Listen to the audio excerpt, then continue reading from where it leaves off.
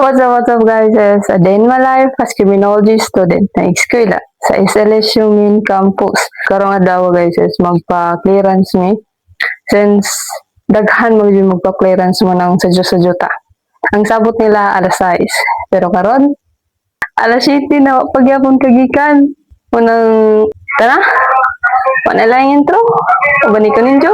Let's go. Ya kan si dagan gadyong estudyante ang nagpapirma. Mura na nignata sa merkado ang ning sitwasyon na kay arang banhaa arang sa muka. Inani man na gina basta clearance ng iskutan. Dili na gadyod for enrollment ang purpose sa mong clearance kundi for graduation na gadyod. Grabe pila pod mi ka oras diri muwatay para lang gayon makapapirma. Ang uban gani mimbalik pa. Pero okay na importante buhi. Ang akong gipapirmahan na lang diri kay ang alumni usas o registrar kay mo nalay ko ang sound clearance nga wala pay pirma. After na mo napapirma sa tanan-tanan kay ang kinalasan man jud is ngadto sa register pero wala pud mi ka pass ditso ngadto sa register kay naghuwat pa pud mi sa grado namo kay di man lagi dawaton sa register kun dili pa kumpleto ang grado. Pero ang kwarta na 1K na imong gawiran dali ra gid nimo mabuhian kay tungod na namaligi nagaabang na bayron nun. Kalos Dios nahuman na gajud mi. That's all gonna for today's video guys. Bye bye.